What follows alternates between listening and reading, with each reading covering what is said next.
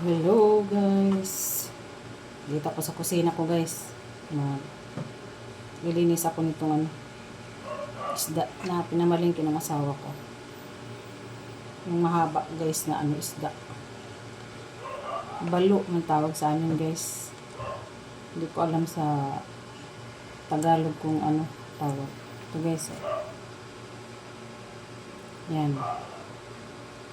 Ito ay maliliit na GG. Ito naman isang klase ay balo tawag sa amin guys. Isabaw ko. Sasabaw ko. Ay bumili siya rin ng bumili rin siya ng gulay. Ay niisang ko na guys. Itong isda. Ayun siyang bubbles sa tiyan niya. To guys, mahabang isda. Hindi ko alam kung anong tawag sa Tagalog. Balo ngayon siya sa Bisaya.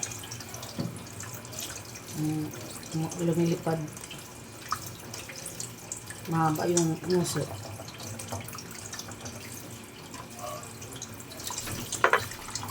Yan guys. Mahabang nguso niya. Gusto nga lang tinupo rin niya. Kaya kung masarap pa ito sabawan. Okay. Hindi na siguro ito presko. Okay, pwede pa rin yan. Sabawan guys. Lagyan ng tanglad. Luya. Sibuyas. Kamatis.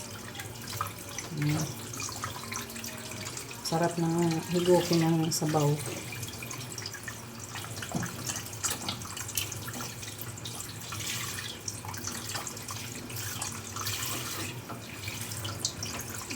Ko to siya guys, sabawan.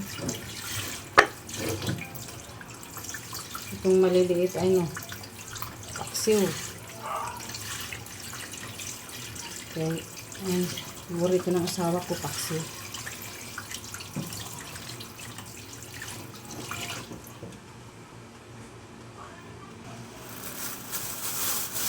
Guys, yung gulay ko.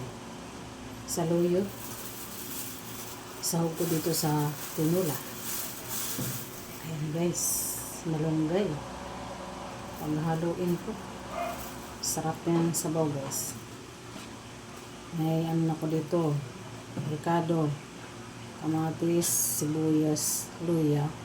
Kunting tanglad, tsaka siling haba. Ayan guys. Guys, ang dami nito.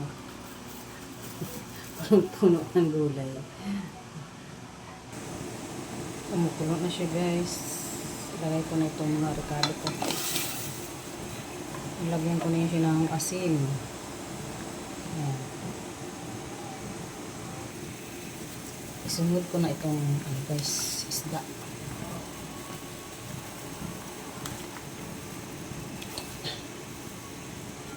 Ayan. 4 na hiwa guys. Ayan na siya guys. Pakuluin muna ng maigi para maluto ang isda. Tapos ito naman guys, malunggay. Himayin ko na ang malunggay guys. Habang kumukulo ang ating tinola.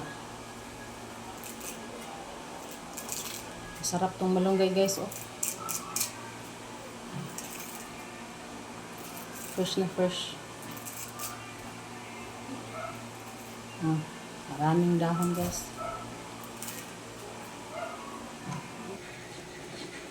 Ayan guys, kulong-kulo na. Lagay ko na itong mga gulay ko. Ayan, tinimplahan ko na rin yan guys.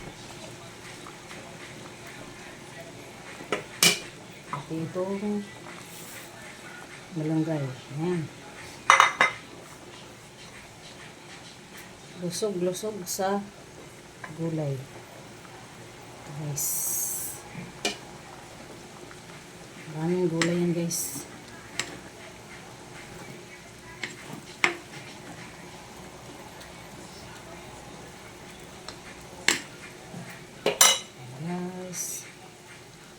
maluluto na yan. Thank you guys for watching. Kainan na.